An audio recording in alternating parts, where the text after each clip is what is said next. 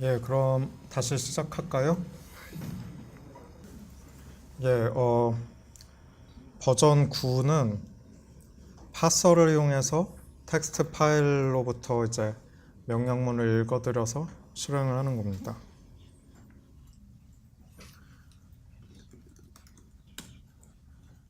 보시면은 제가 텍스트 파일로 이렇게 써놓은 게 있어요. 두 개가 있죠.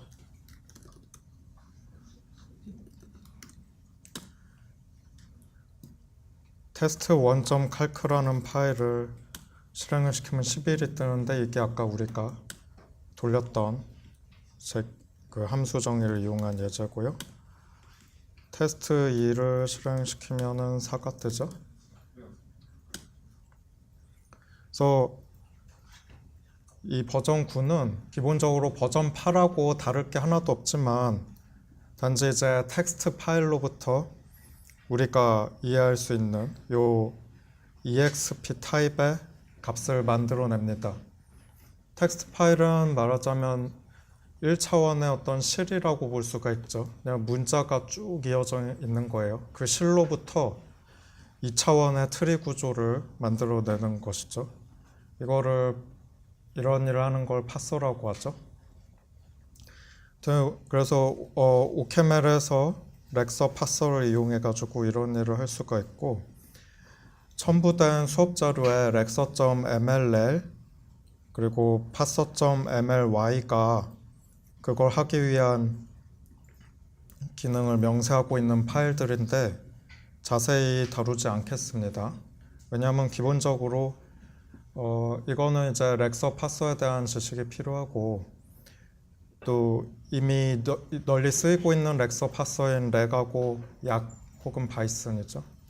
그거랑 오케멜 렉, 오케멜 약, 그러니까 오케멜 자체에서 지원하는 그런 렉서 파서가 기본적으로 크게 다르지가 않습니다. 그래서 여러분들이 호기심이 드시면 여기 주석으로 써놓은 링크 이런 부분을 참조하셔가지고 오케멜 렉, 오케멜 약을 어떻게 쓰는지를 보시면 좋을 것 같아요. 근데 파서에서 하는 건 별게 아니고 그냥 여기 어떤 문법을 명세를 해놓은 거예요. BNF 베커스 나우르 폼이라고 하는 그런 포맷으로 그 문맥 중간 문법, 컨텍스트 프리 그래머를 이렇게 쓰고, 그래서 이 문법에 맞게 파싱을 해가지고 2차원 트리 구조를 갖다 주는 거죠. 렉서는 파서가 소화할 수 있게 텍스트 파일 일부분을 의미 있는 토큰으로 바꾸는 일을 합니다. true 이런 거 보면 어떤 토큰 true, not 보면 어떤 토큰 대문자 not 이런 식으로 의미 있는 토큰으로 바꾸고 그 토큰을 파서가 소화할 수 있습니다. 이 부분까지 다루는 것은 오케멜에 대해서 여러분들께 설명드리겠다는 그 기본 수업 목표에 좀 벗어나는 면이 있기 때문에 생략하겠습니다.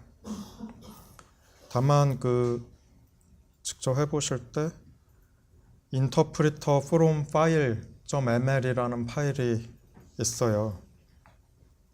여기서 하는 게 우리가 방금까지 정의를 했던 버전 8 계산기를 읽어들여 가지고 파일을 읽어들여서 그거를 렉서 파서한테 먹여가지고 이 계산기가 이해할 수 있는 exp 타입 값으로 바꾼 다음에 값을 최종적으로 계산을 해내는 일입니다. 그래서 여러분들이 오케멜 빌드가 깔려 있으면요,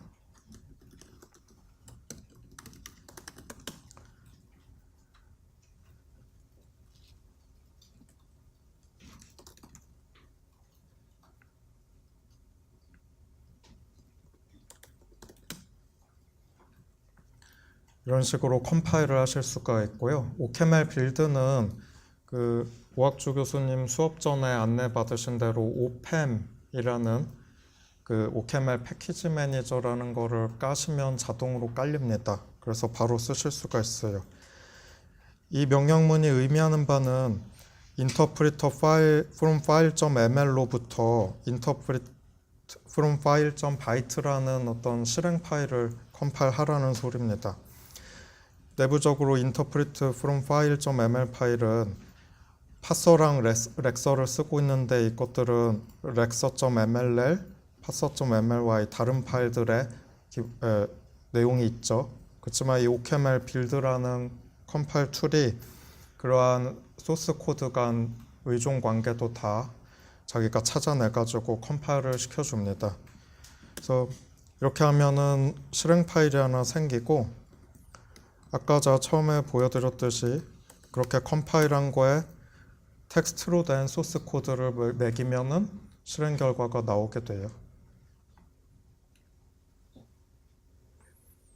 그래서 나중에 한번 해보시고요. 그리고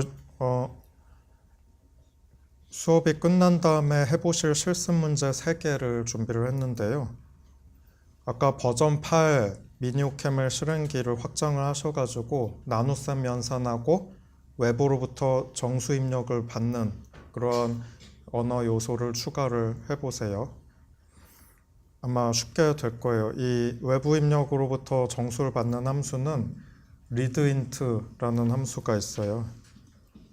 이렇게 해서 readint라는 거하고 10이라고 입력을 하면 여기에서는 약간의 문제가 있어서 안 되는데 여기에서 readint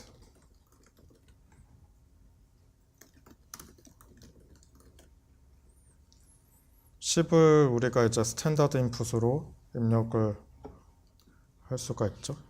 그래서 이런 함수를 쓰시면 되고요. 그리고 두 번째 문제는 이제 함수가 아까 하나만 받았죠, 인자를. 그거를 임의로 리스트, 인자 여러 개 리스트로 받도록 한번 확장하는 거를 생각을 해보시고 마지막으로 스위치 구문을 추가를 해보시면 좋을 것 같습니다. 스위치 구문은 이런 식으로 쓸 수가 있어요. 스위치하고 익스프레션 하나 하고 어떤 리스트와 익스프레션 2와 쌍으로 구성이 되어 있는데 이 리스트는 내부적으로 각 원소가 익스프레션 페어들인 거고요. 의미는 이 익스프레션 2를 실행시켜가지고 결과가 2원이면은 2원 프라임, 2투면은 2투 프라임, 2n이면 2n 프라임 그렇게 실행을 시키라는 의미입니다.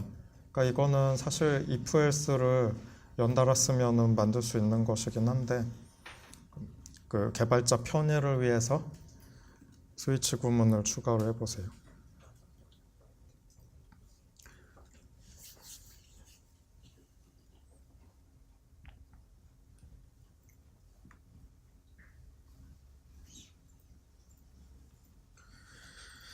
그래서 여기까지가 이제 그 미니 오캠L 실행기를 만드는 부분이었고, 그럼 이제 여러분들이 어느 정도 오캠L에서 재귀함수 정의 호출 그리고 사용자 정의 데이터 타입 정의 및 사용 이런 개념에 대해서 조금은 익숙해지셨을 것 같아요. 그래서 그 기반 지식에 힘입어서 저번에 다뤘던 모듈 프로그래밍 내용을 간략하게 리뷰를 하고 또 못다한 부분을 마저 하도록 하겠습니다. 한 1시간 정도 더 하고 이제 여러분들이 6시까지 실습하시면 될 것 같아요.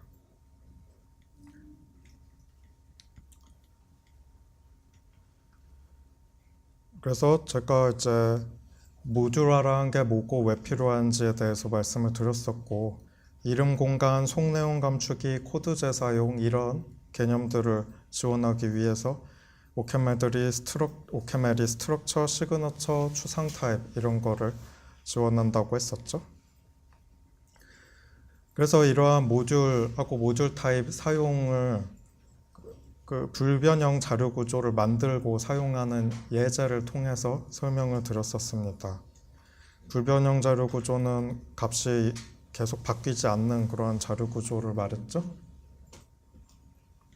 그래서 우리가 스택의 두 가지 정의를 살펴봤었고요. 자바와 구문적 차이가 있다고 말씀드렸고, 그리고 모듈을 정의할 때 이런 식으로 할 수 있다고 했었죠. 이러한 문법을 따라서 그냥 모듈 안에 definition을 연달아 쓰는 방식으로 할 수 있다고 말씀드렸습니다. 그리고 속 내용을 감출 때는 시그너처라는 거를 쓸 수 있다고 말씀드렸었습니다. 시그너처는 모듈에서 내용물이 다 생략이 된 것을 말하죠. 그래서 어떠한 모듈이 만족시켜야 될 인터페이스를 결정하는 데 사용이 된다고 말씀드렸었습니다. 그리고 그러한 모듈 타입에서는 타입 정의가 없이 그냥 타입의 존재만 선언이 돼 있는데, 이러한 정의가 없는 타입을 추상 타입이라고 말씀드렸었어요. 그래서 그렇게 속 내용을 감추면은 뭐가 좋냐 하면, 외부에서 내가 예측하지 못한 경로를 통해서 내 모듈의 일부분을 마구잡이로 고쳐서 프로그램 전체의 올바름을 깨뜨리는 일이 없게끔 막을 수 있다고 말씀드렸었습니다. 그래서 바깥에서 어떤 정의된 모듈 접근할 때는 그 모듈의 이 시그니처에서 허용한 그 부분만을 이용해서 접근할 수 있다고 말씀드렸습니다. 그래서 모듈 타입 구문은 이러한 문법으로 따라서 쓸 수가 있었죠. 그래서 그렇게 모듈 타입을 정의를 하면 모듈 정의에다가 그 타입을 강제를 할 수가 있었습니다. 그래서 모듈 타입이 강제된다는 것의 의미는 모듈 타입 안에 쓰여 있는 항목들이 전부 모듈에 정의가 되어 있고, 그리고 모듈 사용하는 다른 파트에서 모듈 타입이 명시하고 있는 것 외에 이상한 방식으로 모듈 내용물을 접근을 하는지, 그거를 오캠의 타입 검사가 체크하는 것이라고 했죠.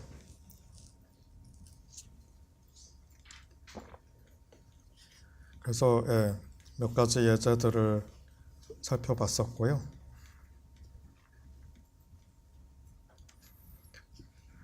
여기에서 제가 실습 문제로 가져왔던 요 사전이 오늘 언어 실행기에서 썼던 바로 그것이죠. 변수하고 값 매핑의 쌍의 리스트였어요.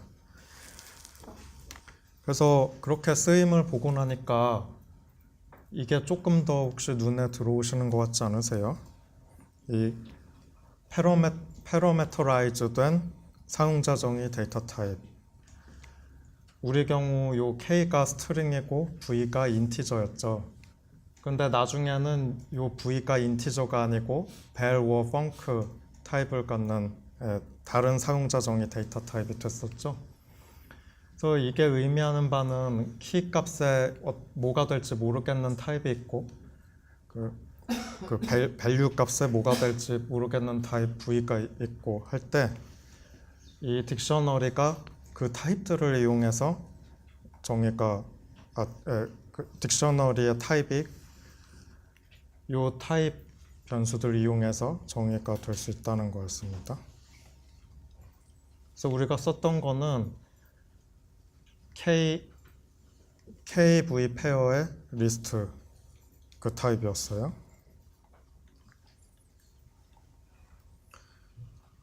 그리고 모듈 프로그래밍 두 번째 파트의 중간 정도를 하다가 말았었습니다. 그래서 이 슬라이드는 집합의 한 가지 가능한 구현에 대해서 설명을 했었죠. 집합에 어떤 타입이 있고 빈 집합이 있고 원소가 집합에 들어있는지 체크하는 함수가 있고 원소를 집합에 추가하는 함수가 있고 집합을 원소의 리스트로 돌려주는 함수가 있고 그랬습니다. 그러한 모듈 타입을 정의를 하고 그 모듈 타입을 따르는 서로 다른 집합 구현체를 우리가 만들었었습니다. 그래서 둘 다 리스트를 이용해서 집합을 구현을 했었는데, 위의 경우는 리스트가 리스트에 원소에 중복이 없었고 아래의 경우에는 중복이 있었죠. 근데 이 두 가지 구현 버전은 각기 다른 트레이드 오프가 있다고 했었죠. 위에는 원소를 추가하는 비용이 비싼 대신에 아래는 원소 추가하는 비용이 매우 쌌고요. 그리고 위에는 L츠 함수 비용이 싼 대신에 아래는 L츠 함수 비용이 비쌌죠. 그래서 만약 이렇게 두 가지 구현체가 있다고 할 때 여러분들의 쓸모에 맞게 선택해서 쓸 수가 있고, 저러한 집합 구현체를 쓸 때는 우리가 그 집합이 내부적으로 어떻게 구현되어 있는지 전혀 신경 쓸 필요 없이 모듈 타입 그 시그니처 인터페이스를 따른다고 가정을 하고 쓸 수가 있었습니다. 그리고 include 문을 이용을 해가지고 코드 재사용을 하는 방법도 설명을 했었죠. 여기에서 include list set 줍스라고 하면은 여기에 쓰여진 이 구현체를 그대로 갖다 쓰는 것을 의미를 했었습니다. 그러니까 자바 같은 데에서 inheritance랑 개념이 비슷하다고 할 수 있는데 OCaml하고 OCaml include하고 자바 inheritance는 차이가 좀 있습니다. 자바에서는 그 코드 재사용이 꼭 클래스 타입 하이어라키를 따르도록 강제를 합니다. 그러니까 코드 재사용이랑 타입이 아주 타이트하게 맞물려 있는 거예요. 그에 반해서 OCaml에서는 서로 둘을 띄워놨어요, 완전히. include 할 때는 얘 타입이 뭐냐는 전혀 상관이 없어요. 그냥 갖다 쓰는 거예요. 나 재사용하고 싶으니까. 타입 체크가 되느냐, 그건 다음 문제입니다. 그래서 자바에서 상속과의 가장 큰 차이는 타입 체크와 코드 재사용을 서로 완전히 분리를 시켜놨다는 거 알아두시고요. 그래서 이런 것들을 했었고, 모듈 함수에 대해서도 말씀을 드렸었는데, 사실 이 부분은 그렇게 자세하게 아실 필요가 없습니다. 그러니까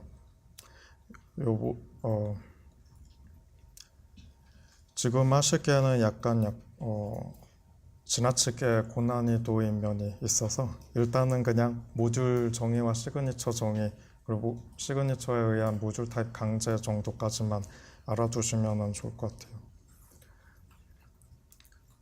그리고 이제 맵을 사용하는 방법에 대해서도 말씀을 드렸었는데, 제가 맵이 내부적으로 어떻게 쓰일 수 있는지를 타입 시그너처하고 쉐어링 컨스트레인트라는 거 이용해서 설명드렸었는데, 이것도 굳이 이해 안 하셔도 돼요. 그냥 쉽게 말해서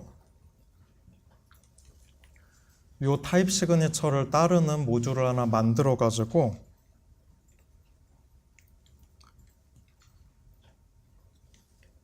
map.make 모듈 함수에다 집어넣으면은 내가 원하는 딕셔너리 자료 구조 나온다. 그냥 그렇게 아시면 될 것 같습니다. 그래서 이 경우에는 이런 방식으로 키 값이 스트링 값인 그런 사전식 자료 구조를 만들 수가 있었죠. 그리고 이거는 단순하지 않게 좀 커스텀화된 방식으로 원소들 간의 대조 비교를 해야 될 경우에, 그런 경우에 어떻게 맵을 만들어 쓰는지를 보여드리고 있습니다. 설명하자면, 예를 들어 우리가 name이란 타입이 있다고 합시다. 얘는 레코드 타입이에요. 레코드는 뭐냐? C 언어의 스트럭처 같은 거거든요. 그러니까 필드 값들의 모임이 있고 각 필드의 이름이 있고요. 그런 구조체에 그 필드 이름을 대면은 그 필드 이름이 갖고 있는 값이 튀어나오는. 그래서 얘는 first라는 필드랑 last라는 필드가 있는 구조체예요. 각각 이름하고 성을 의미를 하죠. 둘 다 문자열 값이고. 그래서 우리가 사람 이름에서 다른 어떤 걸로 매핑되는 사전식 자료 구조를 만들고 싶다. OCaml 스탠다드 라이브러리를 써서, 그러면은 이런 식으로 할 수가 있어요. 먼저 name이라는 모듈을 만드는데 여기에 타입 t하고 컴페어 함수를 정의를 합니다. 그렇게 하는 이유는 우리가 요 타입 시그니처를 만족시키는 모듈을 정의를 해서 map.make 모듈 함수에다 집어넣어야 되기 때문이죠. 그래서 타입 t는 name이고 컴페어 함수는 두 name 타입의 값, 그러니까 이름을 의미하는 두 구조차를 받아가지고 비교를 해요. 먼저 그 first name끼리 먼저 성끼리 비교를 해요. 성끼리 비교를 해서 만약에 같다, 그러면 그 다음에 first name끼리 비교를 합니다. 만약 같지 않으면은 그 last끼리 비교한 결과를 돌려주고, 이렇게 하면은 뭔가 커스텀화된 두 원소 비교 함수를 우리가 짤 수가 있는 거죠. 그래서 이러한 방식으로 이제 짜면은 요 네임 타입의 값들을 이 기준에 따라서 정렬을 할 수가 있게 돼요. 그래서 요 스트럭처를 갖다가 map.make에다 집어넣으면은 네임 맵이 나오고, 여러분들은 그냥 갖다 쓰시면 됩니다. 요 네임 맵은 그 키 타입이 요 네임 타입인 그러한 사전식 자료 구조입니다.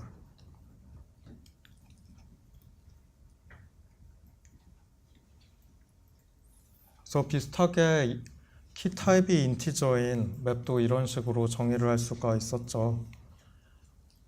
모듈 int를 정의를 하는데 타입 t는 인티저, 그리고 컴페어 함수는 오케맵에서 제공하는 기본 컴페어 함수를 쓰고, 그걸 갖다가 map.make에 집어넣으면은 키 값이 정수인 그러한 사전식 자료 구조가 나오고 갖다 쓰실 수가 있죠. 그리고 전에 말씀드렸듯 쓰실 때는 요 모듈 타입 S에서 제공하는 인터페이스를 참조하여 쓰실 수가 있습니다. 그렇게 map.make 함수에서 튀어나온 모듈은 요 인터페이스를 따르는데, empty는 빈 사전 자료 구조를 돌려주고, mem은 이제 어떤 키 값이 바인딩 돼 있는지, add는 새로운 바인딩을 추가하는 것, 이런 식으로 됩니다.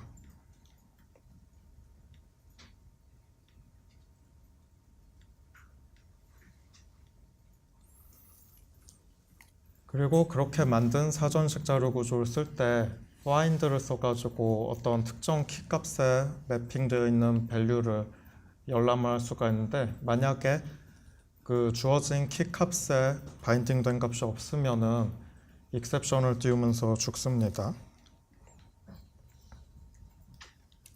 그래서 여기 두 가지는 이제 이러한 모듈 펑트하고 모듈 타입을 이용해서 어떻게 코드 재사용을 극대화하고 좀 더 간결한 코드를 짤 수 있는지에 대한 예를 설명을 드리려고 가져온 것입니다. 그래서 첨부된 강의 자료에 algebra.ml이라는 파일을 보시면은 뭐가 장황하게 있을 거예요. 101줄짜리가 있는데, 이거의 의미를 전혀 바꾸지 않으면서 algebra refactor.ml을 보시면 이게 77줄로 줄어들 있는 거를 보실 수가 있을 겁니다. 이거를 어떻게 줄이는지를 또 실제 하는 걸 보여드리면서 설명드리겠습니다. 먼저 여기에서 이 파일에서 정의하고 있는 것이 무엇인지를 보죠. 먼저 링이라고 불리는 어떤 모듈 타입이 있고 필드라고 불리는 모듈 타입이 있어요. 얘들은 각기 어떤 대수 구조거든요. 대수 구조는 집합의 원소들이 있고 그 원소들 사이에 연산자를 제공하는 어떤 구조라고 말씀을 드렸습니다. 그래서 링에는 빵이 있고 1이 있고 덧셈, 뺄셈, 곱셈, 문자열로 바꾸는 거, 정수를 받아서 링 타입의 어떤 것으로 바꿔주는 이런 것들이 정의가 돼야 됩니다. 필드 모듈 타입을 보면은 아까 링 타입하고 얼추 비슷한데 나누기 연산자가 하나 추가가 됐네요. 그래서 링 모듈 타입을 따르는 구조체로 int 링이 있습니다. 이거는 그 링의 원소가 인티저 타입인 그런 링인 거예요. 그래서 타입 t는 int고 0, 1은 각각 정수 0, 1이고 더하기 빼기 곱하기는 OCaml에서 제공하는 기본 정수 덧셈, 뺄셈, 곱셈, 연산, 그리고 toString 함수는 정수를 받아서 스트링을 내놓는 타입 변환 함수, 그리고 마지막 오브인트는 그냥 이제 정수를 받아서 이 링 타입의 값을 돌려주는 놈인데 지금 인티저 링이니까 자기 자신을 돌려줍니다. 이 구체적인 의미는 좀 모르셔도 아무 상관이 없습니다. 이 예제의 목표는 단지 우리가 코드 재사용 기능을 이용해서 얼마나 더 간결한 코드를 짤 수 있는지 보여드리기 위한 거예요. 이 각각의 라인은 이해를 못하셔도 아무 문제가 없어요. int field를 볼까요? 이거는 field 모듈 타입을 따르고 있고 또 마찬가지로 내용물들은 정수죠. 나눗셈 연산만 추가가 되었습니다. 정수 나누기 연산을 쓰고 있고요. 플로트 링이라는 모듈을 볼까요? 여기에서는 다 비슷한데 단지 타입이 이제 정수가 아니라 실수 타입이 됨에 따라서 정수 0 대신에 0.0, 정수 1 대신에 1.0이 쓰이고, 그리고 더하기 빼기 곱하기 연산자로 OCaml에서 기본적으로 지원하는 실수간 덧셈, 뺄셈, 곱셈 연산자를 할당해주고 있습니다. 밑에 두 파트도 아까랑 유사하게 정의가 되고요. 플롯 필드도 위랑 비슷한데 나눗셈이 추가가 됐죠. 실수간 나눗셈. 요 int 레셔널하고 플롯 레셔널은 유리수를 의미를 하는데 분자 분모 값을 갖는 어떤 개체들을 정의하기 위한 것입니다. int 레셔널은 분자 분모가 각각 정수인 그런 거예요. 그리고 플롯 레셔널은 분자 분모가 각각 실수겠죠. 그래서 여기에서 이제 그러한 분자 분모 값을 갖는 유리수 두 개가 들어왔을 때 더하기는 어떻게 하고 빼기는 어떻게 하고 걔들 간의 곱셈 그리고 곱셈 어떻게 하는지 그런 것들이 정의가 되어 있습니다. 그래서 이거를 실행을 시켜보면은 9 더하기 4분의 3 여기에 할당이 될 것입니다. 그리고 여기에서도 요 할프는 2분의 1이고 쿼터는 4분의 1이고 3는 3이고 9은 9고 그래서 걔들 간의 덧셈, 곱셈을 한 결과를 잘 출력을 하겠죠. 예. 근데 여기 보시면 너무 공간 낭비가 많아요. 보면은 링 모듈 타입하고 필드 모듈 타입이 겹치는 게 많네. 요 나눗셈 하나 빼고 나머지는 다 똑같죠? 그러면은 이렇게 다 쓰고 있지 말고 이렇게 해버리죠. 이렇게 하면은 코드 재사용이 되죠. 이게 또 좋은 점은 타이핑을 여러 번 할 필요 없다는 것뿐만이 아니고 예를 들어 우리가 링 모듈 타입에 어떤 변화를 가할 경우에 그에 따라 필드 모듈 타입도 같이 변화를 가할 필요가 없다는 거죠. 그냥 여기만 고치면 여기도 알아서 고쳐지니까. 그래서 관리하기가 더 쉬워지겠죠. 그리고 int 링하고 int 필드도 봅시다. 또 겹치는 게 많네요. int 필드는 나눗셈 함수를 추가로 정의하고 있다는 거 외에 기본적으로 int 링하고 다를 게 하나도 없습니다. 그러면 아까랑 비슷하게 또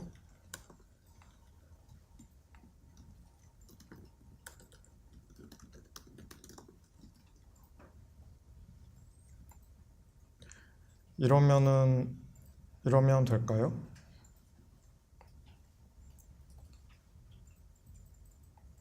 이러면은 안 돼요. 왜 그러냐면 여기에서 이놈의 타입, 즉 오케멜에서 기본적으로 지원하고 있는 요 정수간 나눗셈 함수의 타입은 인트 두 개를 받아가지고 인트를 내놓는 녀석입니다. 근데 우리가 요 인트 링을 여기에서 인클루드해서 갖다 쓰고 있잖아요. 인트 링은 링이라는 모듈 타입을 따르고 있습니다. 링이라는 모듈 타입은 이렇게 정의되죠. 즉 여기에서 우리가 인트 링을 인클루드해서 쓸 때 인트 링을 바라보는 시야는 바로 요겁니다. 타입 t가 뭔지 우리가 몰라요. 타입 t가 뭔지 모르는데 나눗셈은 t 두 개를 받아서 t를 내놓으라고 하네요. t가 뭔지 모르는데 근데 요거는 인트 두 개를 받아서 인트를 내놓는 놈이네요. 그러니까 컴파일러가 불평을 합니다. t 두 개 받아서 t 내놓기로 우리 약속했는데 니 왜 인트 두 개 받아서 인트 내놓는 놈 주냐? 하고 컴파일을 안 시켜줍니다. 그럼 여기서 할 수 있는 거는 뭐냐? 이런 일이 발생한 이유가 요 인트 링이란 모듈 타입을 따르게 강제를 했기 때문이에요. 속내용 감추기 원리가 여기에 들어갔기 때문에 우리가 인트링이 사실 타입 t가 인트라는 거 뻔히 알면서 그 사실을 이용을 못하고 있는 것입니다. 그래서 이걸 없애버리면은 잘 되겠네요. 근데 이러면은 또 안 좋은 점이 뭐죠? 인트링이 전혀 또 보호가 안 되죠. 속내용을 감춰줘야 되겠네요. 그래서 어떻게 하느냐 하면 두 가지 버전의 인트링을 만듭니다. 하나는 속내용이 하나도 안 감춰진 버전이에요. 하나는 속내용이 감춰진 버전이에요.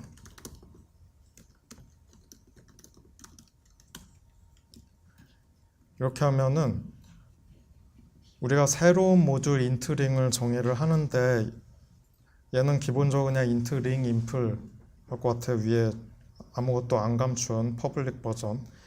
근데 여기 뒤에 콜론 링을 갖다 붙여줌으로 인해서 속내용 감추기가 이루어지게 됩니다. 요 모듈 타입이 요 인트링 모듈에 강제되면서 밖에서는 인트링 모듈을 링 모듈 타입으로 바라보게 되는 거예요. 그래서 이 알지브라 모듈을 사용하는 외부 사용자가 int ring 인플은 접근을 아예 못하게 하고 int ring만 접근을 하게 하는 거죠. 그렇게 하면은 여기에서 우리가 아주 행복하게 include로 코드 재사용은 하면서 또 속내용 감추기로 내용물 보호도 하겠다는 두 가지 목표를 달성할 수가 있습니다. 그거는 우리가 새로운 파일, 여기서 인터페이스를 만들어줘요. 그래서 여기에서 모듈 int ring 모듈 타입 링은 어쩌고 저쩌고 모듈 링은 어쩌고 저쩌고 이렇게 대략 이렇게 정의를 해줄 수가 있어요.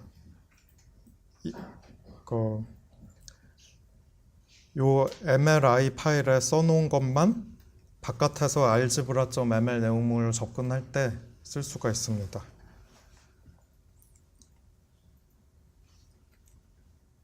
그래서 그냥 여기에는 우리가 공개하고 싶은 것만 여러분들이 써놓으면 됩니다.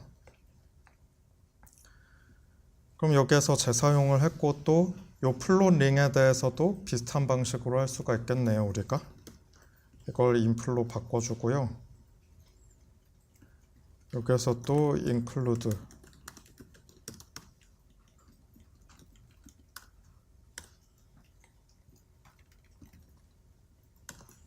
그리고 대외용 플롯 링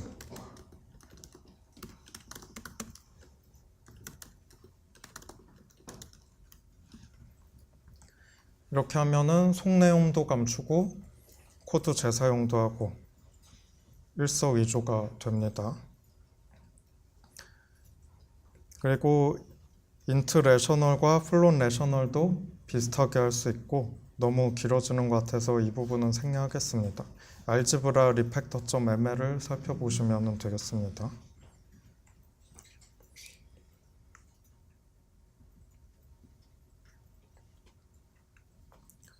그리고 또 다른 예제로는 interval.ml 파일을 보시면 되는데 이거는 이제 인터벌들 간의 어떠한 연산을 지원을 하는 모듈입니다. 인터벌이 뭐죠? 구간이죠. 인터벌 1,3 하면 1부터 3 사이였던 값. 인터벌 10월 30일부터 11월 20일. 그러면 그 두 날짜 사이의 날짜들. 어떤 그런 구간을 표현하기 위한 모듈이 정의가 되어 있습니다. 그래서 보시면은 make interval이라는 모듈 함수가 있고 요 make interval 모듈 함수에 적절히 뭘 집어넣어주면 우리가 원하는 구체적인 인터벌 개체들이 튀어나오게 되는데 요 코드에도 이제 여러 가지 코드 낭비들이 있어요. 그래서 그런 것들을 해결을 한 버전이 interval refactor.ml에 있습니다.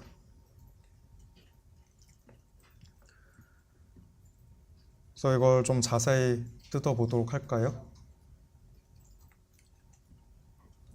요 make interval 함수는 모듈 함수는 어떤 모듈을 받아가지고 구체적인 인터벌을 의미하는 모듈을 내뱉습니다.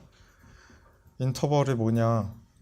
인터벌이란 태그가 붙은 두 끝점의 쌍.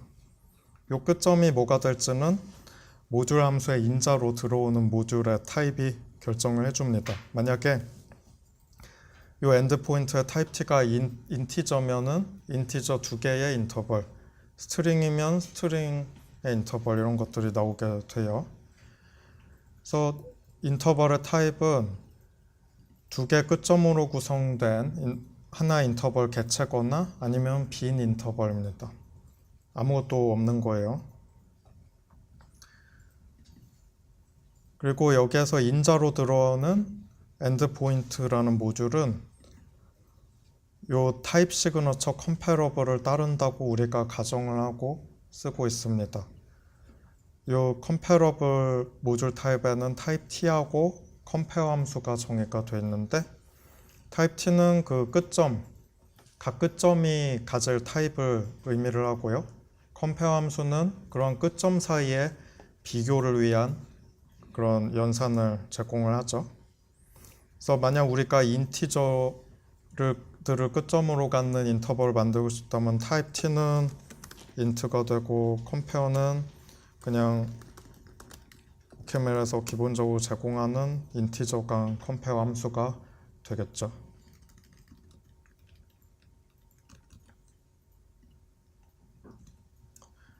그래서 요 create 함수를 보시면 두 개의 끝점을 받아서 로우 포인트랑 하이 포인트 두 개를 받아서 로우 포인트부터 하이 포인트까지의 구간을 의미하는 인터벌을 만듭니다. 만약에 로우가 하이보다 커요. 그러면 이거는 말이 안 되는 케이스예요. 예를 들어 인터벌 2,3 이런 거는 정의가 될 수 있는데 인터벌 3,2 이런 건 정의가 안 됩니다. 왜냐하면 인터벌에서 그 로우 포인트가 하이 포인트보다 낮아야만 인터벌이 제대로 정의가 되기 때문이죠.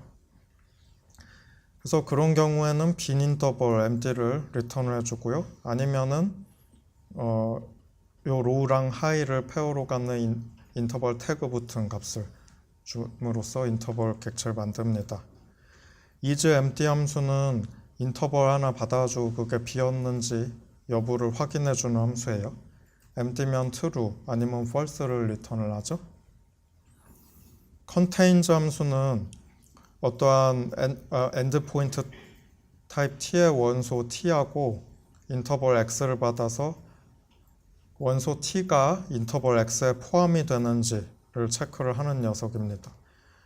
예를 들어 contains 1 인터벌 0,3 하면 true가 리턴이 돼야 되겠죠. 왜냐면 인터벌 0,3 0부터 3 사이의 정수를 의미하는 거고 그 중에는 1도 있으니까. 그래서 보시면은 x가 원소네요. 여기서 보시면은 이제 주어진 인터벌이 empty면은 그냥 false를 반환하고 아무것도 포함 안 하는 인터벌이니까요. 그게 아니고 low랑 high 포인트가 있는 어떤 인터벌이면 이 low 포인트 l하고 high 포인트 h하고 그 주어진 원소 x를 서로 막 비교를 합니다. x가 l보다 크거나 같고 x가 high 포인트 h보다 작거나 같으면은 true를 반환하고 아니면 false를 반환하죠. intersect 함수는 두 개의 인터벌을 받아서 두 인터벌이 겹치는 지점을 반환을 하죠.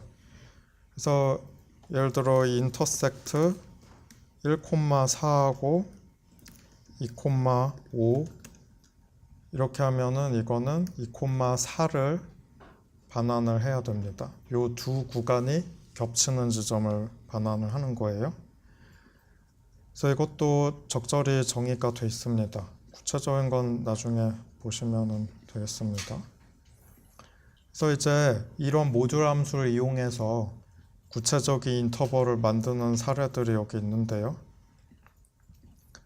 make 인터벌에 type t는 int고 compare 함수는 그냥 인티저가 compare 함수다 의미하는 그런 정보를 포함하는 스트럭처를 주면은 인티저 인터벌이 튀어나오고 make 인터벌에 스트링 모듈을 주면 이 스트링 모듈은 오캠의 스탠다드 라이브러리에서 제공하는 문자열 라이브러리죠. 그리고 거기에 이미 타입 t하고 컴페어가 정의가 다 되어 있습니다. 그래서 우리가 따로 더 해줄 게 없어요. 그래서 이걸 넣으면 각 끝점이 문자열인 그런 인터벌이 튀어나오게 됩니다. 요 rev int 인터벌은 그 인티저 인터벌을 만들 때 컴페어 함수를 조금 꼬아가지고 줘서 만든 놈이에요. 컴페어 x, y가 보시면 오캠의 기본 제공 컴페어 함수를 yx 순으로 호출함을 볼 수가 있습니다. 그러면 이게 뒤집어진 인터벌이 나오게 됩니다. 그러니까 원래 인터벌 3,4로 표현하려던 게 4,3으로 표현이 되게 돼요. 그래서 여기 아래 보시면은 그렇게 만든 인터벌 함수들을 이용을 해가지고 모듈들을 이용을 해서 구체적인 인터벌 값들을 만들고 사용하는 것을 보실 수가 있습니다.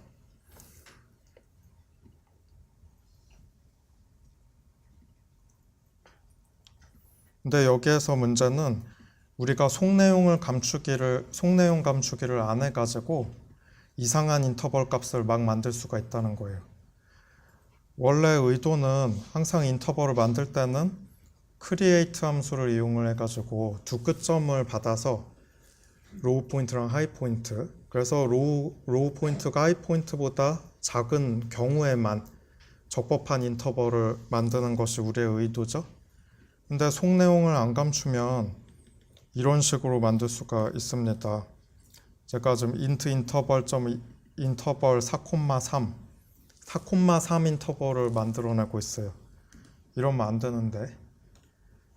그러니까 항상 create 함수를 통해서만 원하는 인터벌 객체를 만들 수 있게 우리가 강제를 해야 외부에서 이상하고 요상한 짓을 해서 말이 안 되는 인터벌 값을 만들고 그것이 유통이 돼서 전체 프로그램이 삑살이 나게 되는 상황을 막을 수가 있습니다. 그래서 이 인터벌 리팩터가 하는 일은 그런 일입니다. 모듈 인터벌 생산되는 인터벌 모듈에 바람직한 적절한 타입을 모듈 타입 인터벌 인터페이스에다가 명사를 하고 요 모듈 함수에서 새로운 인터벌 모듈을 만들 때마다 만들어낸 그 결과 그 모듈에 그 방금 위에서 만든 모듈 타입을 강제를 하는 것이죠. 이렇게 하면 아까 같은 식으로 접근할 수가 없게 돼요.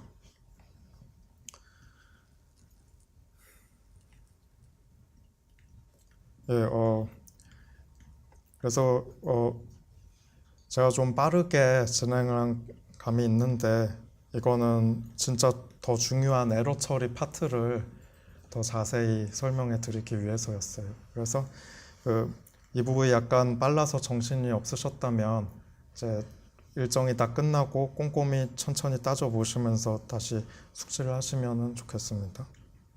그리고 실습 문제 2개도 내놨어요. 하나는 스탠다드 라이브러리 맵의 make 모듈 함수를 이용해서 실제 여러분들이 쓸 수 있는 사전식 자료 구조를 만들어서 원하는 일을 해보시라는 것이에요. 그래서 여기에서 기본적으로 말하고 있는 거는 달하고 2를 가지고 있는 새로운 타입 데이트를 만드시고 이 데이트 타입을 키 타입으로 갖는 자료 구조를 맵 자료 구조를 만드세요. 그리고 그거의 이름을 캘린더라고 이름 붙이겠습니다. 달력이에요, 달력.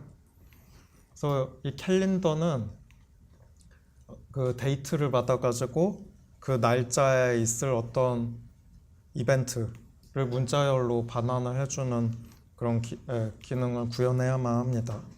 그래서 여러분들이 1월 7일에 해당하는 데이트 값을 만들고 거기에 문자열 테조스 캠프 시작일이라는 값을 같이 넣어가지고 그 map.make 펑터를 이용해서 만든 캘린더 자료 구조에다가 집어넣고 열람하고 할 수 있으셔야 합니다. 그래서 이런 거 만드실 때 여기 링크에 써놓은 스탠다드 라이브러리 맵 모듈에서 제공하는 인터페이스들을 참조를 하실 일이 많을 겁니다. 그리고 2번째 실습은 그렇게 만드신 캘린더 하고 어떤 날짜를 받아가지고 인자로 들어온 그 날짜 이후에 발생하는 가장 최근 이벤트 값을 리턴을 하는 거예요. 예를 들어서 아까 이런 정보들을 그 캘린더에다가 집어넣은 다음에 그 1월 6일을 인자로 주면은 테조스 캠프 스타트가 반환이 돼야 될 거고 1월 14일을 인자로 주면 테조스 캠프 엔드가 반환이 돼야 되겠죠. 그러한 기능을 만족시키는 first after 함수를 만들어 보세요. 그리고 3번째 실습은 집합을 만들어 보시는 건데요. 스탠다드 라이브러리에서 맵하고 비슷하게 또 집합 구현체를 지원을 하고 있거든요. set이라고 해서 그 set 모듈에 있는 make 펑터를 이용해서 집합을 만들어서 사용을 하실 수가 있습니다. 그래서 여기에서 제가 부탁드리는 것은 이제 영어 단어들의 집합을 구현을 하셔야 되는데 영단어의 대소문자를 구분하지 않는 집합이에요. 예를 들어 A 대문자 BC하고 대문자 ABC는 서로 같은 놈이라고 치는 거죠. 요 두 원소를 이용해서 만든 집합과 요 두 원소를 이용해서 만든 집합은 같은 구현체여야 하겠습니다. 그래서 그렇게 CIS set이라는 모듈을 만드신 다음에 요 명령문을 쳤을 때 true 값이 리턴이 되면 여러분들이 잘 짜신 겁니다. 예, 그러면 이제 에러 처리 파트로 넘어가도록 하죠. 오케멜에서는 이제 여러 가지 에러 처리를 용이하게 하기 위한 메커니즘을 제공을 합니다. 한 가지는 옵션 타입의 값을 제공을 한다는 거예요. 옵션이 뭐냐? 여기 리스트, 앤스, 밑줄 옵트라는 함수 타입을 제가 쳐봤더니 이렇게 떠요. 얘는 리스트 하나하고 인덱스를 받아가지고 그 인덱스에 해당하는 값을 돌려주는데요. 실제 실행을 시켜보면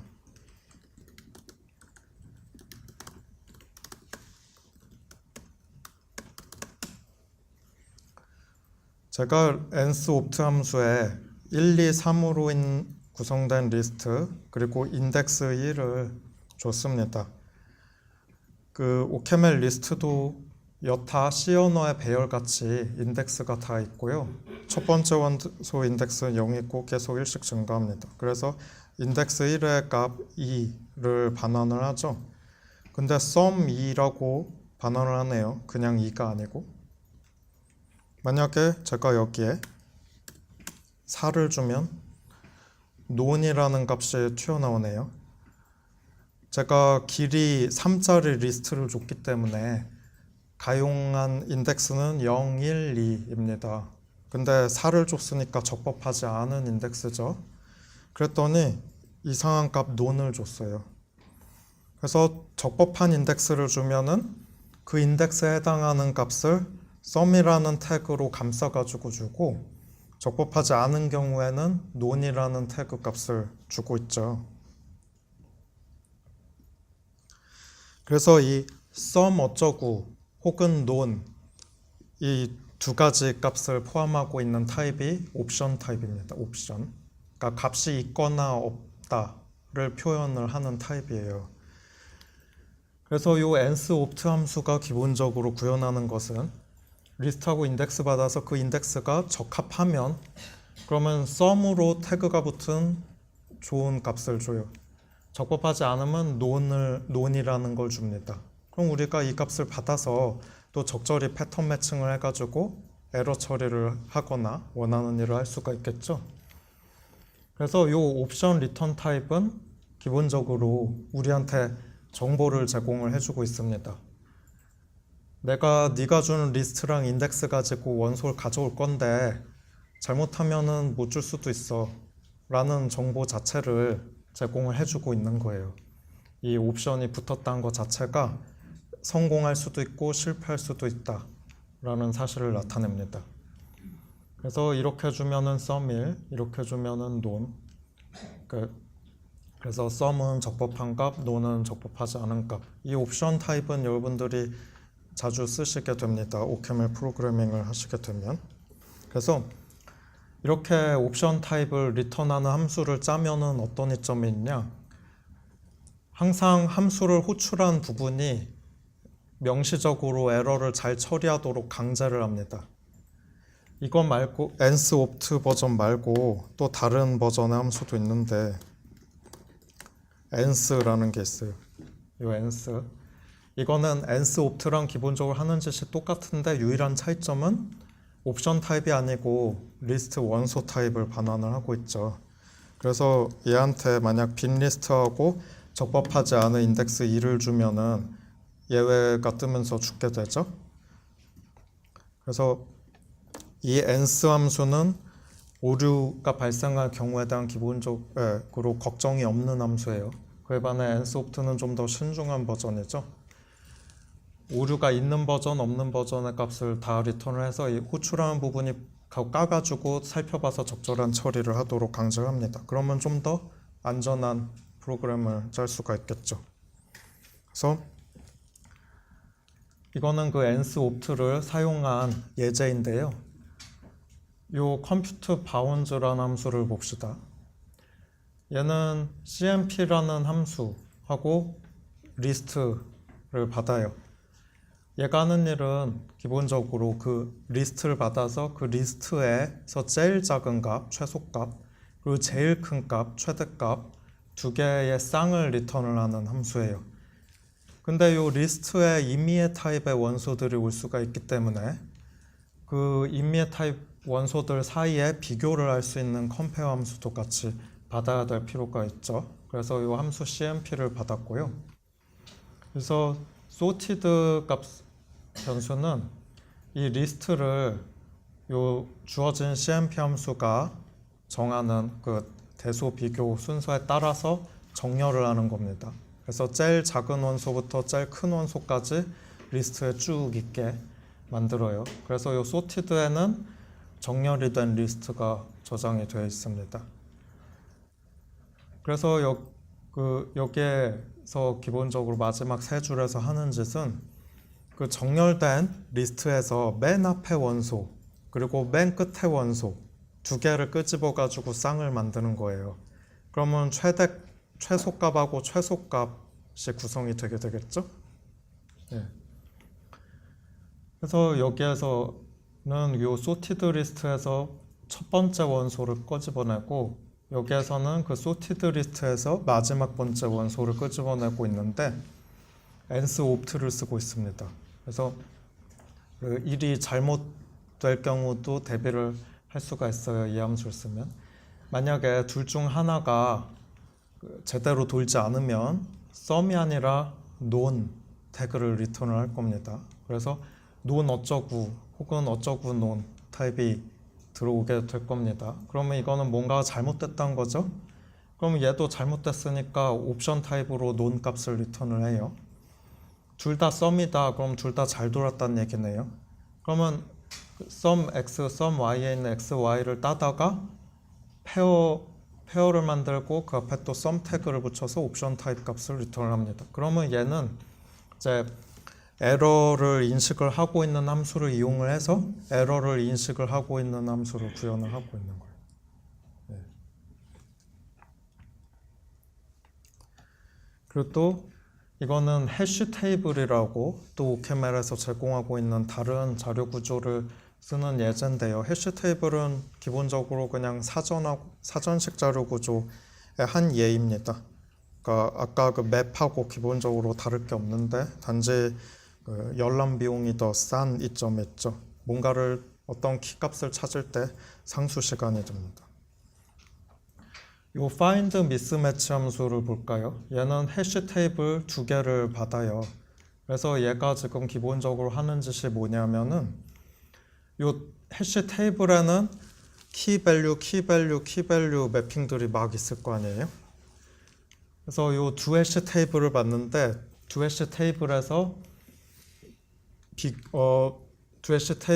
같은 키 값에 대해서 서로 다른 값을 매핑을 하고 있는 그런 것들을 찾아가지고 그런 경우에 해당하는 키 값들을 다 모아서 리스트로 주는 함수입니다. 그러니까 예를 들어서 해시 테이블에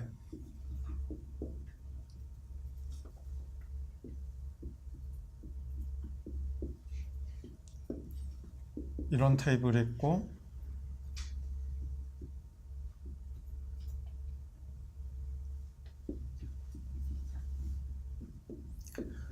이런 테이블이 있으면 요 find mismatch 함수에 요 두 테이블을 집어넣으면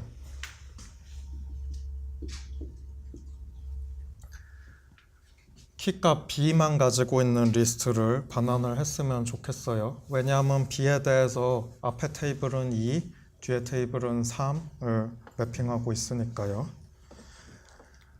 그래서 여기에서는 그 fold라는 함수를 이용해서 그런 짓을 하고 있는 겁니다. fold는 list fold 함수에서 봤듯이 그 모든 원소를 다 보면서 어떠한 연산을 처리를 하는 것이죠. 그래서 요 fold 함수는 테이블 1을 다 뒤지면서 거기에 있는 키하고 데이터 매핑들을 다 하나씩 다 살펴봐요. 요 미스매치는 이제 우리가 결과로 리턴을 할 그 미스매치된 키 값의 리스트가 저장이 될 변수예요. 처음에는 빈 리스트에서 시작을 합니다. 그리고 이 폴드 이터레이션이 계속 진행이 되면서 요 미스매치에다가 우리가 그 미스매치 발견된 키 값을 누적을 시켜 나갈 거예요. 그래서 다 끝나면은 최종 결과로 미스매치 키 리스트가 나오게 됩니다. 그래서 여기에서 하는 일은 테이블 1의 키 값을 갖다가 테이블 2에다가 열람을 시키는 거예요. find 함수를 이용해서. 만약에 테이블 2에 키 값에 매핑된 값이 있었다면 sum 어쩌구가 나올 거예요. 아니면 non이 나올 거고요. 없으면은 그냥 미스매치를 리턴을 해요. 그러니까 아무 짓도 안 하고 다음 키 데이터 값으로 진행하는 것과 같습니다. 이 첫 번째 케이스에 왔으면은 테이블 2에 키에 매핑된 값이 있다는 소리고 그게 데이터 프라임이라고 했을 때 만약 그 데이터 프라임하고 테이블 1의 키에 매핑된 값 데이터가 다르다. 요 when은 일종의 그냥 if문 같은 거라고 보시면 되거든요. 패턴 매칭할 때 뒤에 이제 사족으로 덧붙여서 더 조건을 제한을 할 때 쓰는 키워드입니다. 그러면 요 키를 갖다가 미스매치에다 덧붙여요. 그리고 다음 이터레이션을 진행을 하는 거죠. 그래서 이 함수를 돌리면은 테이블 1을 계속 뒤지면서 테이블 2의 값과 비교를 하고 그 결과 찾는 미스매치 키 값들을 결과에 쌓아서 리턴을 하게 될 것입니다. 그래서 이 경우에는 요 해시 테이블 find 함수가 테이블 2에서 키에 매픽된 값을 못 찾았어도 오류가 아니에요. 무슨 소리냐? 요 두 테이블이 주어졌을 때 A에 매핑된 값을 찾으려고 요 테이블에서 키 A로 find를 하라. 그럼 아무것도 없죠? 근데 없을 수도 있죠. 뭐 두 테이블이 공통 키를 꼭 가져야 돼요? 없어도 에러 상황이 아닌 겁니다. 그래서 이땐 그냥 진행을 했던 것이죠. 있으면은 비교해서 어떤 원하는 짓을 했었고. 그래서 앞에 예제하고 큰 차이는 뭐냐면 앞에는 리스트에서 원소를 못 찾는 게 오류고 여기에서는 해시 테이블에서 어떤 원소를 못 찾는 게 오류가 아니에요. 그러니까 뭐를 못 찾았다는 사실이 오류가 되느냐 아니냐는 함수를 호출하는 맥락에 의해서 결정이 되죠. 그래서 이런 점에서 이 옵션 값이 유용하다고 말할 수가 있습니다. 일단 이게 오류가 아닌지는 모르겠으니까 일단 그 sum 태그나 non 태그로 감싸가지고 값을 리턴을 하고 그에 따른 처리는 네가 나중에 호출하는 지점에서 알아서 결정해라 라고 할 수가 있는 거죠. 그래서 이런 식으로 옵션 타입을 쓰면 합리적인 에러 처리를 할 수가 있고 그뿐만이 아니고 표준 라이브러리에서는 이런 타입도 제공하거든요. 왜냐하면 그 옵션 타입은 일이 잘못됐을 때 주는 정보가 너무 제한적입니다. 그냥 논이라고만 주면 뭐가 잘못됐다는 사실만 알지 뭐가 잘못됐는지 알 수가 없어요. 그래서 논 대신에 에러 태그가 붙었던 구체적인 정보를 우리가 주는 거를 생각을 해볼 수가 있죠. 그래서 에러하고 뭐가 잘못됐는지 상세 정보가 있는 타입의 값, OK하고 일이 다 잘 처리가 돼서 최종적으로 리턴되는 정상적인 값, 이 두 가지 타입의 값을 포함하고 있는 리절트 타입이 있고요. 그래서 이런 리절트 타입을 반환을 하게끔 여러분들이 함수를 짜실 수도 있습니다. 그리고 예외는 뭐냐? 여러분들이 지금까지 아주 많이 봤었죠. exception이라고 써 있으면서 어떤 에러 메시지 출력 프로그램이 죽는 거였는데요. 기본적으로 OCaml 예외는 그 프로그램의 비정상 종료를 의미를 하고 이거는 다른 자바나 파이썬의 그런 언어의 예외랑 다를 게 하나도 없습니다. 실행 중 언제든지 죽을 수가 있어요. 아무리 함수 호출 깊이가 깊든, 그러니까 어디에 실행 흐름이 펼쳐져 있든 간에 어느 순간에든 죽을 수가 있죠. 여기에서 이 리스트 원소들을 순회를 하면서 프린트를 시키다가 자 100 나누기 x를 했는데 원소 중에 빵이 있어서 100 나누기 0을 해버렸어요. 숫자를 0으로 나누면 안 되잖아요. 그래서 디비전 바이 제로 익셉션이 뜨면서 일을 하다가도 죽습니다. 그러니까 포인트는 어떤 함수를 실행하는 중에 예외가 발생을 하면 그 함수를 다 끝마치고 예외가 발생해서 죽고 그런 게 아니고 그냥 실행을 끝마치지도 않은 채로 죽습니다. 프로그램이. 그래서 이런 예외가 발생하면 항상 죽어야 되냐 하면 당연히 아니고 자바나 파이썬 같이 그러한 예외들을 적절히 처리를 할 수가 있습니다. 그리고 여러분들 뒤에 곧 나올 거예요. 그리고 또한 사용자 정의 데이터 타입과 같이 사용자 정의 예외도 정의를 여러분들이 하실 수가 있어요. 나는 key not found라는 태그가 붙은 예외를 새로 만들겠다. 그럼 이런 식으로 정의를 하시는 거예요. key not found 태그가 붙고 그 내용물로 에러 정보에 관한 문자열이 포함이 되어 있는 그 exception을 정의를 하고 raise를 이용을 하면은 그런 예외를 마음대로 발생을 시키실 수가 있습니다. 그리고 그렇게 정의된 예외는 보통의 값과 똑같아요. 정수, 문자열, 실수 이런 값과 똑같이 취급이 될 수가 있습니다. 즉 first class value죠. 그래서 이렇게 예외들로 리스트를 구성을 하면은 잘 정의가 돼요. 여기 EXN 타입의 리스트라고 뜨는데요. EXN은 예외를 의미하는 타입입니다. 그래서 이 리스트 가지고 여러분들이 얼마든지 장난을 치실 수가 있습니다. 즉 보통의 값과 똑같다는 거예요. 에러 상황을 의미하는 예외가. 그럼 익셉션이 예. 스탠드, 그러니까 지금 보면 방금 슬라이드에서 키나 사운드 예예. 이제 패턴 매칭을 했잖아요. 예예. 그래서 예. 그러니까 에러 상황인에서 뭔가 이터레이션 도중에 예. 아까 같이 디비전 바이 제로가 나오는 경우는 리스트에서 계속 이렇게 뭐 맵을 하다가 0이 됐을 때 이거에 대한 처리 0으로 나누는 거에 대한 리턴 값이 익셉션 타입이라고 생각하면 되나요? 그러니까 실제로 뭔가 이렇게 자바같이 따로 뭔가 뭐 트라이 캐치 이런 구조를 사용해가지고 문법적으로 잡는다기보다는 그냥 익셉션이 리턴된다고 생각을 하면 되나요? 아닙니다. 여기서도 트라이 캐치로 잡아요. 예. 이거의 의미는 그냥 익셉션도 별게 아니고 마치 함수가 OCaml에서 하나의 값인 것처럼 익셉션도 하나의 값이라는 것 뿐입니다. 트라이 캐치로 잡을 수가 있고요. 그거는 이제 뒷부분에 나올 것입니다. 하여튼 이 예제는 이제 그렇게 정의한 예외를 이용해서 사용자 정의 예외를 발생을 시키는 예제를 설명을 하고 있습니다.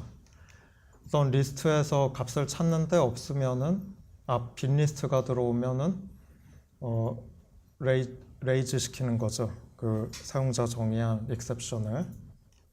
근데 익셉션을 발생을 시킬 때 거기에 이제 그 오류에 관한 상세 정보도 함께 포함을 시킬 수가 있기 때문에 나중에 이 예외 처리하는 핸들러 부분에서 이거를 잡아 꺼내 가지고 그 정보에 따라 적절한 처리를 할 수가 있게 됩니다. 근데 이 레이즈가 뭐 하는 거냐를 보면요. 레이즈도 하나의 함수거든요. 여기에선. 보시면 익셉션 하나를 받아가지고 어떤 A 타입의 값을 내놓는 함수라고 말을 하고 있습니다. 근데 좀 이상하지 않아요? 익셉션이 레이즈 됐다는 건 프로그램이 죽었다는 건데 죽는 프로그램이 뭘 리턴해요? 그러니까 리턴이 하나도 되지 않죠. 그렇지만은 타입을 이렇게 써놓은 이유는 전혀 리턴되지 않는 값을 표현을 하기 위한 거예요. 그거는 뭐 아무 타입이나 될 수 있는 그 존재가 없는 어떠한 값이기 때문에 그냥 백워트 A로 써서 그냥 임의의 타입이 될 수 있다라고 쓰고 있는 것입니다. 예를 들어 비슷하게 무한 루프를 이렇게 우리가 정의한다고 해봐요. forever 함수를 정의를 하는데 forever는 유닛 타입이라는 그 유닛은 그냥 기본적으로 값이 없는 어떤 걸 의미합니다. 그래서 유닛 타입 값을 받아서 그걸 바로 또 자기 자신한테 되먹여서 호출을 한다. 그러니까 forever 유닛을 호출하면 계속 무한히 호출이 되게 되겠죠. 얘 타입도 유닛 타입을 받아서 그냥 아무거나 리턴하는 놈이라고 뜨게 됩니다. 그래서 무한 루프 혹은 에러 발생에 의해서 죽는 그런 것들이 OCaml의 타입 시스템을 심각하게 교란시키지 않는다는 말이에요. 그러한 상황들도 다 고려해서 OCaml 타입 시스템이 프로그램의 타입 검사를 수행을 할 수가 있게 됩니다. 임의의 타입을 그 비정상적인 상황에 할당을 함으로 인해서요. 또 다른 방식은 assert라는 것도 있어요. 여기에서는 두 리스트를 받아가지고 합치는 일을 하고 있거든요. 그래서 1, 2, 3, 4, 5, 6을 받아가지고 1, 4, 2, 3, 5, 6 1, 3, 2, 4, 5, 6으로 구성된 리스트 만드는 그런 함수인데 여기에서 재귀함수 룹을 돌면서 그러한 일을 하고 있죠. 네, 예. 근데 이 머지 리스트라는 함수가 잘 정의가 되려면 인자로 들어온 두 리스트가 길이가 같아야만 합니다. 길이가 같아야 하나씩 번갈아가면서 껴가지고 길이가 2배가 된 새 리스트를 만들죠. 근데 길이가 다른 게 들어오면 그건 입력이 제대로 들어온 게 아니죠. 그래서 그런 경우에 여기에서 assert false라는 걸 하고 있어요. 이게 뭐냐면은 이제 바람직하지 않은 상황이 됐으면은 그 프로그램을 죽이는 것입니다. 여기서 보시면은 assert false가 실행이 돼가지고 이런 식으로 죽는다는 것을 알 수가 있습니다. 기본적으로 assert 구문이 하는 역할은 어떠한 조건문을 받아서 특정 프로그램 위치에서 그 조건문이 true가 되는지를 체크를 하는 역할을 합니다. 그래서 여러분들이 이제 프로그램을 짜면서 각 프로그램 지점마다 생각하는 만약 올바른 프로그램이라면 만족시켜야 될 어떠한 성질들이 있을 거 아닙니까? 그런 것들을 적절히 assert 구문을 써가지고 이렇게 써놓으면은 만약 그러한 명세하신 조건이 바이올레이트 될 경우에 이러한 익셉션이 떠가지고 여러분들이 쉽게 알 수가 있죠. 그런 상황을. assert는 요 인자로 주어진 조건이 false인 경우에 에러를 발생을 시킵니다. 근데 assert false라는 건 뭐예요? 그냥 에러 발생시키겠다는 소리죠. 그러니까 여기에 오면 안 됐다는 걸 의미를 하는 거예요. 이 구문은. 머지 리스트의 두 인자 리스트는 길이가 같아야 되는데 달라가지고 이상한 케이스가 발생이 되었다. 그러니까 여기서 죽여라 하는 겁니다. 실제 실행을 시켰을 때 그런 상황이 발생하면 assertion failure가 그냥 뜨는 게 아니고 발생한 위치와 함께 떠요. 그래서 어떤 assertion이 failure가 됐는지 여러분들이 쉽게 파악을 하고 코드를 고치실 수가 있습니다. 그리고 우리가 아까 그 언어 실행기 만들 때 fail with라는 함수를 아주 자주 썼는데요. 이거는 내부적으로 이렇게 정의가 되어 있습니다. failure라는 이미 정의된 exception 타입의 값이 있습니다. 얘는 어떤 메시지를 받아서 exception을 만드는 데 쓰일 수 있는데 그런 exception을 raise 시키는 거예요. 그러니까 어떠한 에러 메시지와 함께 예외가 발생시키게 하는 그런 함수죠. 예외를 처리하실 때는 보통의 언어와 비슷하게 try catch를 쓸 수가 있는데 이거 좀 차이점은 catch 대신에 with를 쓴다는 거죠. try expression with 하고 어쩌고저쩌고 이거의 의미는 이 expression을 실행하는 중간에 어떤 exception이 뜨면은 요 with 밑에 패턴 매치 구문 파트로 와가지고 그 처리를 위한 요 패턴 검사를 해서 그 패턴에 맞는 exception을 맞닥뜨릴 경우에 그에 해당되는 처리 expression 계산하라는 소리입니다. 만약에 이 익스프레션을 계산하는 동안에 아무 예외도 발생하지 않았으면 그냥 이 익스프레션의 계산 결과를 반환을 하고요. 그래서 이런 식으로 쓸 수가 있습니다. 예를 들어서 우리가 어떤 리스트 사람 이름하고 체중이 같이 있는 그런 리스트를 받아가지고 거기에서 어떤 특정 사람의 체중을 반환을 하고 싶다고 할 때 여기 not found를 보시면은 필요한 짓을 하다가 만약에 그 원하는 값이 없을 경우 그러면 이 not found라는 exception이 발생을 할 거고 그런 경우에 일로 와가지고 그냥 빵을 리턴해라 라고 말을 하고 있습니다.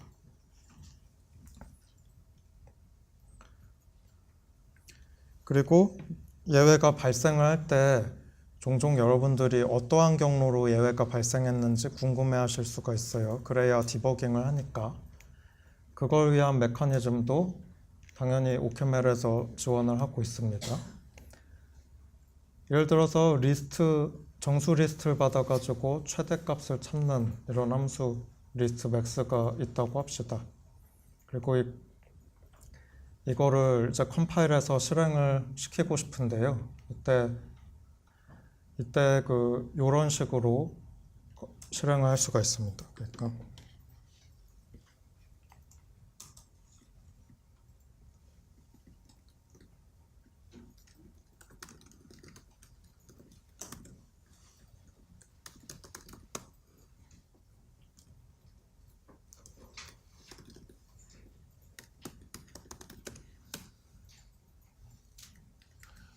여기서 OCaml 빌드 커맨드에 제가 test.d.byte라고 했죠. 보통은 test.byte라고 하면 바이트 코드 실행 파일이 생성이 되는데요.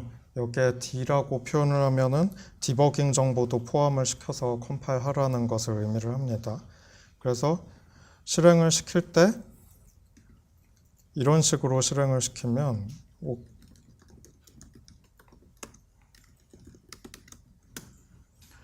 이렇게 하면은 어떠한 경로로 예외가 발생을 했는지를 보여주거든요. 보시면은 test.ml에 라인 5에서 발생을 했고 그 전에는 10에서 호출했다 라고 말을 하고 있습니다.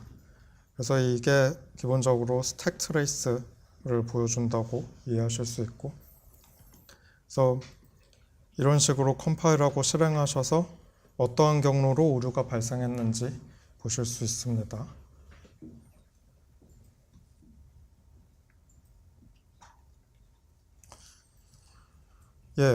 여기까지 OCaml이 지원하는 여러 가지 에러 처리 메커니즘을 살펴봤는데요. 크게 이제 예외를 발생시키고 그거를 잡아서 처리하는 방식 있죠. try with 구문으로. 혹은 리턴 값에 애초에 에러 존재 가능성을 내포시켜서 이제 함수를 작성하는 방식 두 가지가 있습니다. 둘 중 뭐가 더 좋느냐, 이거는 여러 가지 상황에 따라 달렸는데, 익셉션을 발생시키고 나중에 잡는 방식은 넓은 범위에서 에러 처리하기가 용이합니다. 그러니까 try with로 감싸주기만 하면 그 범위 안에서 발생하는 모든 문제는 with에서 다 처리가 될 거기 때문에 이제 넓은 범위에서 에러를 잡을 때 유리하고요. 또 타입 정의를 더 추가하거나 할 필요가 없죠. 그러니까 그러니까 에러를 의미하는 값들을 의미하는 타입 엔트리들을 따로 또 정의해서 여러분들이 만들어서 쓸 필요가 없는 겁니다. 근데 안 좋은 점은 예외 처리 자체에서 실수가 발생할 수 있다는 거예요. try하고 with 밑줄 어쩌고 이런 식으로 코드를 쓰면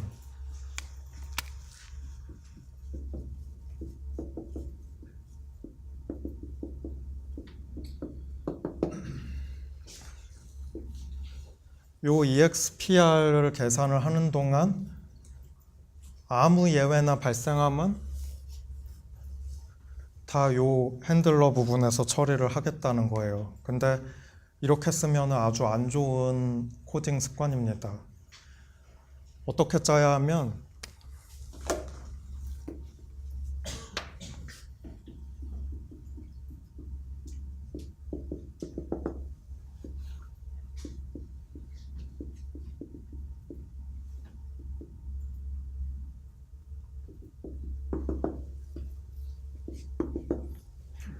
이런 식으로 발생할 수 있는 예외들이 무엇들이 있을지를 여러분들이 다 알고 그것들의 각각에 대해서 이제 적절한 처리를 하는 방식으로 짜셔야 하는 거예요.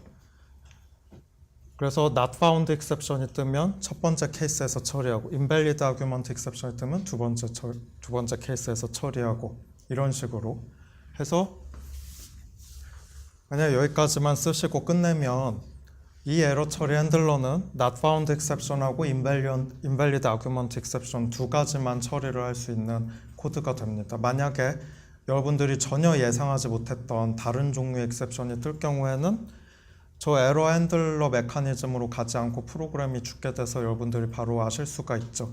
근데 그렇지 않고 그냥 귀찮아서 밑줄에서 예외는 다 뭉뚱그려서 그냥 조용히 유야무야 넘어가자. 이러면은 여러분들이 전혀 예상하지 못했던 예외가 발생하더라도 알 길이 없습니다. 그래서 올바르지 못한 상태를 가지고 프로그램이 계속 조용히 실행되게 되겠죠. 리턴 값의 에러를 포함하는 경우는 그에 반해서 그 익셉션을 발생시키고 처리하는 것보다 더 에러를 명시적으로 매번 처리하게끔 강제를 하는 이점이 있습니다. 아까 말씀드렸듯이 옵션 타입으로 값이 반환이 되면 항상 그걸 받아서 패턴 매치를 해서 썸이면 어떻게 하고 논이면 어떻게 하고 하게 했었죠. 단점은 코드가 또 장황해질 수 있죠. 뭐 호출만 하면 계속 패턴 매치해야 되니까. 그래서 적절히 둘 사이의 밸런스를 유지를 하셔서 빠른 프로토타입 제작을 원하시거나 예외적인 상황이 드물면은 예외를 발생하고 처리를 시키는 게 낫고, 좀 번거롭더라도 매번 체크를 해서 올바르게 작동하는 것이 중요한 어떠한 프로그램을 작성하신다면 리턴 값의 에러를 포함하시는 게 낫겠습니다. 예, 그러면 오늘 수업은 여기까지 하시고요. 좀 제가 빠르게 하느라 따라오시는데 어려움이 있으셨을 것 같은데 제한된 시간에 최대한 많은 내용을 전달해 드리느라 그랬음을 양해해 주십시오. 그리고 제가 이미 말씀드린 실습 문제 모듈 프로그래밍 1, 2번 하고요.